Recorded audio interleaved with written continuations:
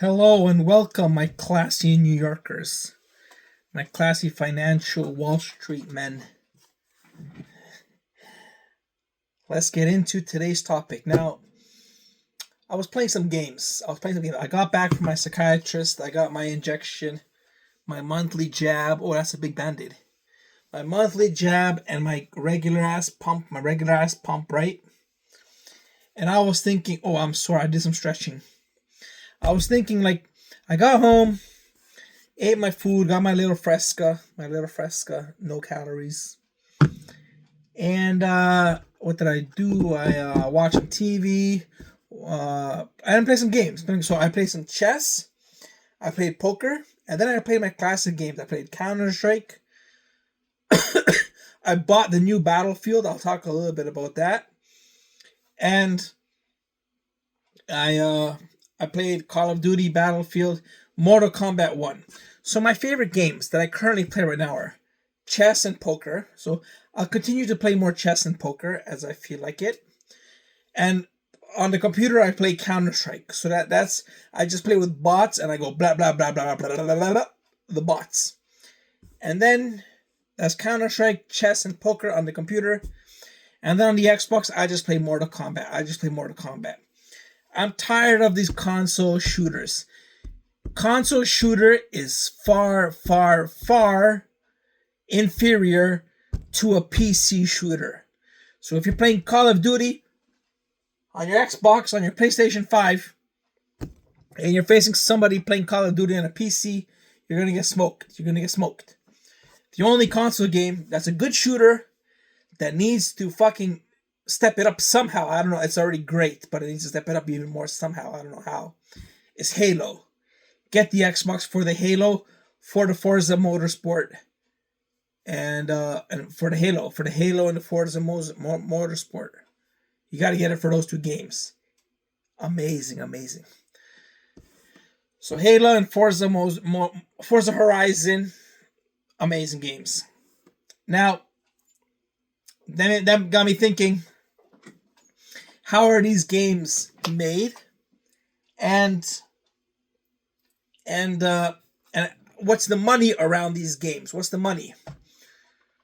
So first off, you got the developers. Now, are they paid good or are they poor? So a software engineer for Google, Microsoft, Amazon, the big guys will make 1.5 to 2 times to 3 times more than a good game developer. Because the game industry, first of all, it's a dream job, but not just that. It's not just a dream job, but also it doesn't have the most money. Like Google, Facebook, Amazon are fucking trillionaires. And to be a game developer and get good money, you have to work for Activision, you have to work for EA, you have to work for Ubisoft, you have to work for Microsoft, you have to work for Sony, you have to work for Nintendo, you have to work for one of the big companies, which means you got to also live where those studios are headquartered. So you got to live there in that location for that big company, and then you got to be experienced, and you will get a good salary as a game developer. So if you got a dream, you got to go after it. Now, one good thing is it's moving into full-time. It's moving into full-time with specialized skills. So it's not contract or part-time or freelance anymore. You don't just sign up, do a project, and then you're fired. It's a full-time employee. You will make multiple games. You will build a career. You will gain specialized skills. You will gain experience. You will build a portfolio and a resume. So now as a game developer, you got full-time gaming. Why is that so? Because gaming budgets now are hundreds of millions of dollars. Minimum tens of millions of dollars for every game. So your AAA games, standard games, are $200 to $300 million in budget. So $200 to $300 million in budget are your standard AAA games. Now, once the game is made, they double that for the marketing and promotion. So $300 million to the developers, $300 million to the marketing. How much do these games generate in revenue? For these AAA games with that sort of budget, when they're successful initially in sales, they will generate about, especially if it's a single player game, 1 billion. 1 billion. So you got your 300 million to the devs, 300 million in marketing, that's 600 million total budget, makes $1 billion. And that's just from the sale of the game. If it's a single player game, you sold the game, you sold the deluxe version, the basic version, the DLC, whatever, you made $1 billion. Now, if it's a multiplayer game where you got more DLCs and you got skins, you got battle passes, you got microtransactions, you got loot crates and boxes, you got things you can buy, you got an auction house, you got things you can buy within the game, microtransactions. Now, these games can sell for like a full price of a game like Call of Duty, or they can be cheaper like League of Legends or Defense Dota or Counter-Strike. But they make a lot more money. For example, League of Legends pulls in $1.5 billion each year. Each year, $1.5 billion. And it's free. It's a free game. But people like, if you can attract the young people, the youngins, you will get rich. Whether it's on YouTube, Twitch, social media, OnlyFans. Maybe not OnlyFans because they don't have money to spend. Maybe they do, I don't know. Or gaming, or movies and films. Who makes the most is whoever makes it for the teenagers and the kids. Teenagers and the kids. Maybe the teenagers. That's the majority of the people that consume the content and are hooked on all this shit. So if you can appeal to them, that's where all the money is. So EA Games, EA Sports, Call of Duty, Fortnite, League of Legends, so your standard AAA game with the $300 budget, $600 budget pulls in $1 billion. Multiplayer games with microtransactions pull in $1 billion per year. Now, over the game's lifetime, these successful games that pull in $1 billion per year, for example, the Call of Duty franchise or the GTA Grand Theft Auto franchise, over the course of their lifetime, so far, after each new game comes out and they make the sales and the microtransactions, around $10 billion. $10 billion. So Battlefield, 10 Battlefields, 6 Call of Duties, 7 Call of Duties, Mortal Kombat, Street Fighter is a special case. Because Street Fighter is like 50 years old. So Street Fighter is $20 to $30 billion. But these other games, Grand Theft Auto, League of Legends, Fortnite's also up there. Around $10 billion over their lifetime. And the very top guys, which I mentioned, Street Fighter, Pac-Man, World of Warcraft, Fortnite, not quite up there. Fortnite's 20 million. But these other guys, the very biggest, over their lifetime, World of Warcraft, 30 billion. How did World of Warcraft make their money? Through a subscription-based plan. So you pay each month to play the game.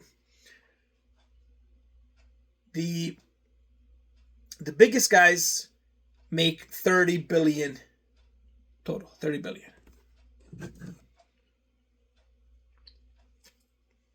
So that's the peak. The peak is 30 billion. You're looking for $1 billion in sales, $10 billion for all the editions of the game, and 30 billion if you are legendary. And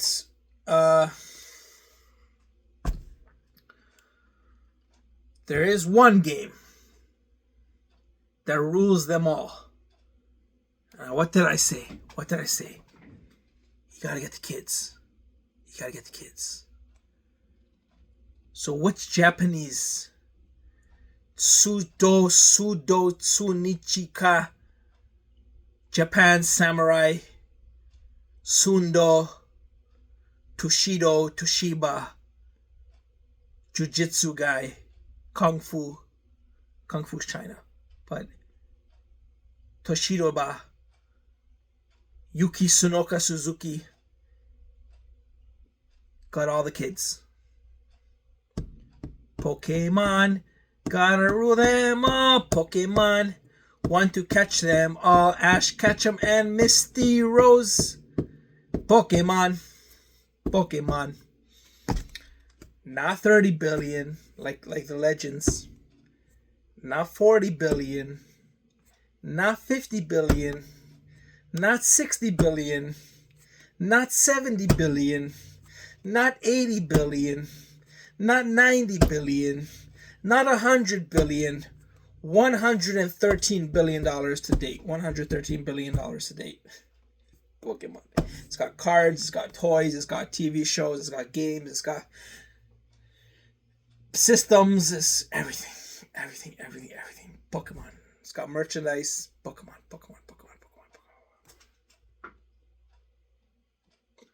113 billion. It's the biggest media franchise, period. There's nothing bigger than The Simpsons. Nothing is bigger than Pokemon. Disney, Pixar. No. Nothing is bigger than Pokemon.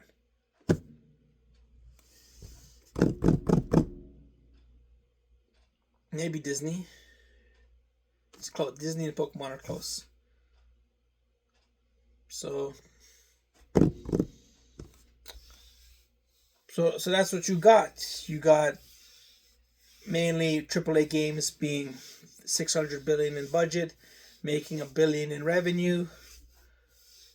Over 6 games making $10 billion. Legendary status $30 billion, with Pokemon making $100 billion. And what games are we using that come to mind?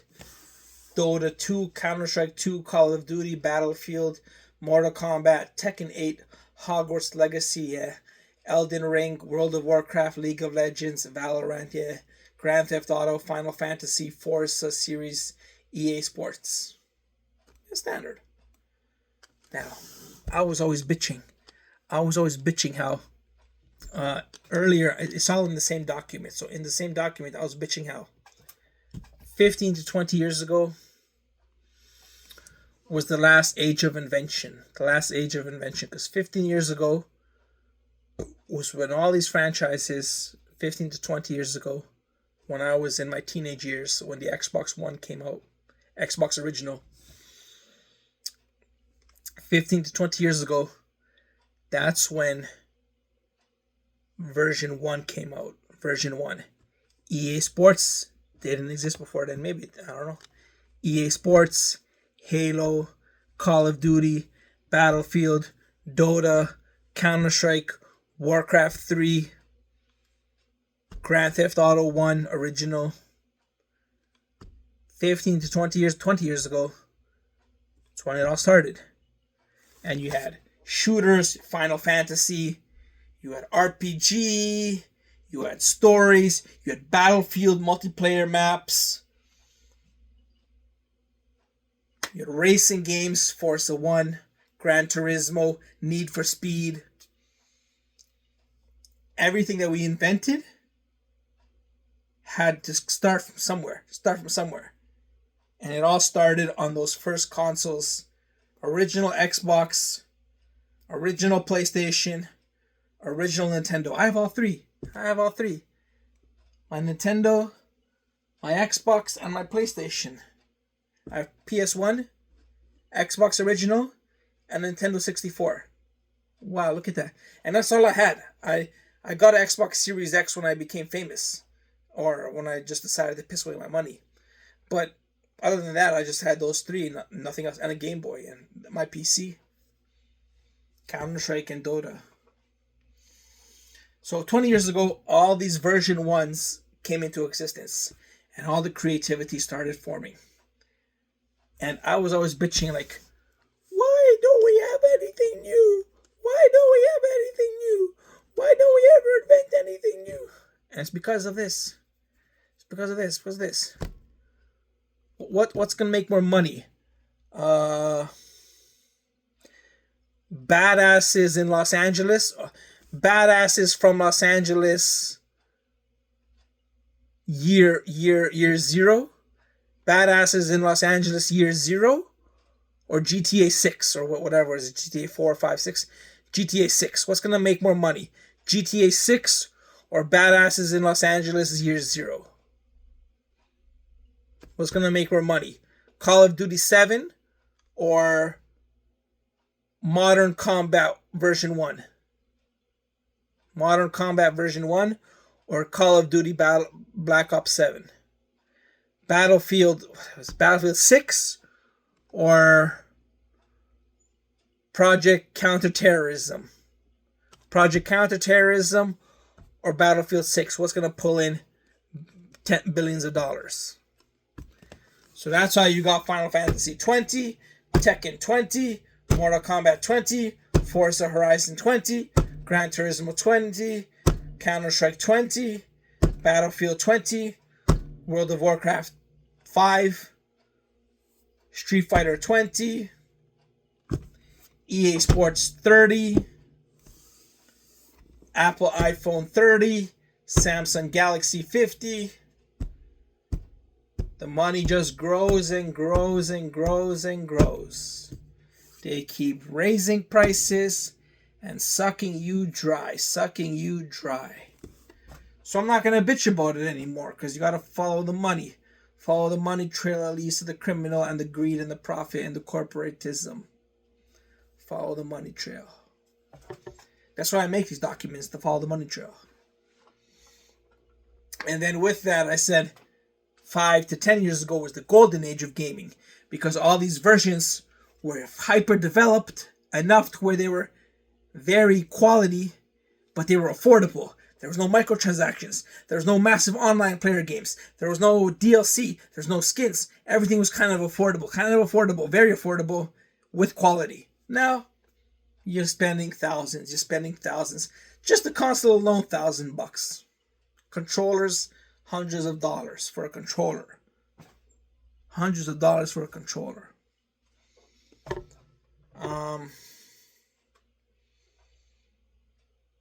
Yeah, so I covered, that's 5 to 10 years ago, the golden age where you had quality and affordability.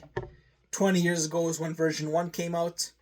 And today you got $1,000 microtransactions, billion-dollar profits, billion-dollar budgets, and games are investments because they're raising their prices. Console prices are going up, so it's an investment. You buy it now, the price goes up, you invested. Digital copies, right? And how does this compare to the movie industry? Well, here's why the movie industry is better. I like where the state of gaming is today compared to where the state of movies. For games to be successful, you need innovation. And there's no innovation. There's too much capitalism, not enough innovation. For movies to be successful, it's all innovation. If your movie does shit at the box office, first of all, movies are already cutthroat. It's impossible to be an actor. It's the hardest job there is.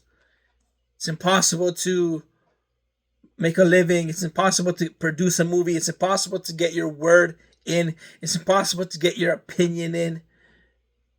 It's impossible to make movies. It's impossible to make sales. How many movies that, like 90% of the movies, make losses and never see the light of day ever again? So, movies are cutthroat. For a movie to be successful, it's got to be good. Otherwise, you're not going to watch it. You're going to speak with your wallet. So, movies, you got your blockbuster budgets are kind of like games, similar to games. $200 to $300 million. So, $200 to $300 million for the movie budget as well as a game budget. But movies don't produce $1 billion instantly. Only the very, very, very successful ones will turn $300 million into $1 billion. Whereas all games will turn $300 million into $1 billion. Every game will do that. So especially you just gotta put the name on it. You just gotta put the name on it. Call of Duty, FIFA, EA Sports, NBA 2K, GTA. You just gotta stamp a fucking name on it. Far Cry, The Last of Us, Uh, Fallout. That's what Lord of the Rings. Just stamp a fucking name on it, and you're already two times in the profit. You're already two times in the profit compared to budget. Movies not so. Movies not so. You stamp a name on it. New Star, maybe Star Wars is an exception, but you stamp a name on it. New Marvel, new DC, new whatever. Not gonna cut it. Not gonna cut it. You need to have new Batman. Not gonna cut it. New Wonder Woman. New Superman. Look what happened to Superman. Holy shit. Tanked. Look what happened to Marvel. New Marvel. Tanked. Not gonna cut it. Not gonna cut it. So movies are the last remaining qual. Now, unfortunately, I have seen in my youth all the movies that I wanted to see, and I'm just not interested in new movies anymore. That's why I want to make my own movies, because I have quality writing. I'm gonna get the best producers, quality acting, quality writing, so quality story, quality acting, best producers, and the movie's gonna be entertaining. It's gonna be entertaining, and it's got the name as well: Star Wars, Marvel, DC. It's got the name as well. For the biggest blockbuster films, the budget is $1 billion. There's nothing bigger. There has never been $1 billion. The biggest has been $500 million for Avatar: The Way of Water and Star Wars. But now Marvel is doubling that with their new Avengers to up to $1 billion. But like I said, only this Avengers and Star Wars, they got the exception. Anytime you make a sequel, how many times does it flop? How many times do sequels flop? Never gonna flop in the gaming industry. People are gonna bitch about it. It's gonna have malfunction. How many times have games been released like Diablo, like Call of Duty, like Battlefield, like Halo, where they even promise you you're gonna get a split screen campaign, and there's no campaign at all. There's no campaign at all. You're gonna get a split screen multiplayer campaign, and it's gonna be extensive with cutscenes and everything. And they release the game, you pre-order, and it comes out with no campaign at all. No campaign at all. It's in the works. And they still make a profit. They still make a profit. So with games, it is all capitalism. Consoles, controllers, AAA games, franchises. It's all capitalism in games. But in film, that's all we got left. That's all we got left. Books, I'm not sure about books anymore. Music. Music is the one thing where people have won. Now, the artist went to shit. But the people won, because you can listen for $10, $12 on Spotify, $10. You can stream any song you want. Any song you want in the entire history of the planet. You can't do that anywhere else. You can't do that on Netflix. You can't do that on Disney. You can't do that on Xbox. You can't do that on PlayStation. You can't do that on Kindle books. You can't do it in your library. You can't do it in your university. You can't do it in sports. You can't do it on a sports subscription. But with music, you pay Spotify, Apple Music, Amazon Music, $10. Any song you want in the history of all time. Like 99% of 9 songs are there. So with music, the people won. People won in music. We got all of music. Literally all of music. Now, music today is garbage, and new music is going to be shit. But that's why you got all the music ever created. You got Michael Jackson, Backstreet Boys, Tupac, Biggie, 50 Cent, Eminem, Snoop Dogg, Madonna, Britney Spears, Christina Aguilera, Beyonce, Taylor Swift, country, classical, Mozart, Beethoven, Tchaikovsky, Led Zeppelin, AC/DC, Metallica, Guns N' Roses. With music, we won. Jazz. We won with music. But games have turned to capitalism. Books you gotta read. Books are cute. I might do my next research right now into books. I have no idea what the fuck is going on with books. I used to be a huge reader of books. When I was a kid, Harry Potter, Artemis Fowl, Pendragon, Aragon, Night Elf trilogy. I read all the fantasy books. Series of Unfortunate Events was my brother reading. The Thief Lord, The Alchemist. We both read Harry Potter.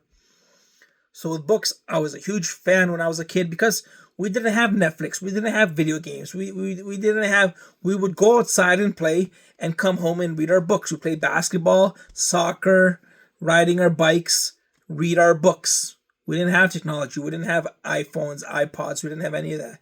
iPod just started being invented. So we had our music and we had our YouTube and we had our books. Everyone read books. So that's what I read when I was a kid. I really grew up in the golden age. If you were born in the 90s, the early 90s, late 80s, you grew up in the golden age. Music, you got to read books, you got to go outside and play outside. You got to have a social life, normal social life, no cyber life. Really was the golden age. So for books, I got to get into that. When I grew up into an adult, I got 20 books on stocks, markets, money, and another 20 books on poker. I would just go to the fucking bookstore. It's attached to the movie theater. So I go to the movie theater, I go to the bookstore, watch a movie, pick out a book, poker book, stock book, poker book, stock book, poker book, stock, money, stocks, poker, money, stocks, poker, and chess. Money, stocks, poker, chess, money, stocks, poker, chess. And what then I also got into the most expensive books are the non-fiction books, like 60-year-old guy, 70-year-old guy, manager of a hedge fund, president of Harvard. Those guys that write their books. Dragon's Den, Shark Tank, those guys with their books. Money, success, business, life help, investing, those kind of books. So philosophy, psychology, those kind of books. So I read a shitload of those. And ever since then, I haven't been reading. I made a library, and I bought them on Kindle. I bought all these books I wanted on Kindle, and they're in my Kindle library. But it's the same books that I've been reading, and the ones I want to read, the all-time greats, are from that time period. 2015, 2016, 2012, 2013, 2008, 2003, and 2004 was Harry Potter. But then 2015, 2016... was the money books and the stocks. So they're all from that period. And then you got your classical Russian novels and your Mark Twain and stuff like that. So I got those books. I wrote a book. I wrote some fucking books. I'm a writer. But I don't know the current state of books. I mean, you got libraries, you got Kindle, you got Amazon audiobooks, and you got podcasts. I think books are dying. I'm gonna go on a hunch and a limb and say books are dying. Why are they dying? Because YouTube's got everything. Look at me, I'm making YouTube videos. I'm not writing books, I'm making YouTube videos. So the only reason to read a book is like a textbook. at a university to study a course or to get a trade or an apprenticeship or a license or a certificate or a degree. You read to learn. And that's the only time you're going to read on an instructional book. I read comics on the Marvel app. But now you got podcasts, audiobooks. If there really were groundbreaking books, I would find them. I got this app on my phone called Blinkist. It comes up with the latest books and it gives you 15 to 20 minute read of a summary of the book in bullet point form. Summary of the book, what it's about. Not novels, but like help those finance books and shit. So I'm going to go through that app, see if there's anything new. I'm going to go on Amazon.ca into the books folder, see if there's anything new. I did this already once. I did this and I didn't find anything exciting. I checked out the book on Blinkist. Wasn't impressed. So I think books are already dead. The last thing left is your Game of Thrones, which was released 20 years ago. Your Lord of the Rings, which was released 50 years ago. And your Sarah J. Maas Court of Thorns and Roses, Fire and Ash, adult fantasy books, which are modern. But that's all that's left. There's nothing else. So you got your extraordinary novelists. And that's it. I'm going to research it. Stay tuned. Until then, now we know about the budgets of the movie industry, the gaming industry. Follow the money. Do some research. Budget, expenses, profits. Revenue. Follow the money. Do your own research. All right? And examples. Get your revenues, sales, profits, expenses, budgets, and examples of the products that symbolize those numbers. Whether it's a business product, whether it's an app, whether it's a video game, a movie, an industry, a company, a corporation. Get what symbolizes those numbers. Get the hard numbers. Dig. And that's how you'll be educated. All right? So until next time, stay classy in New York. Read a book.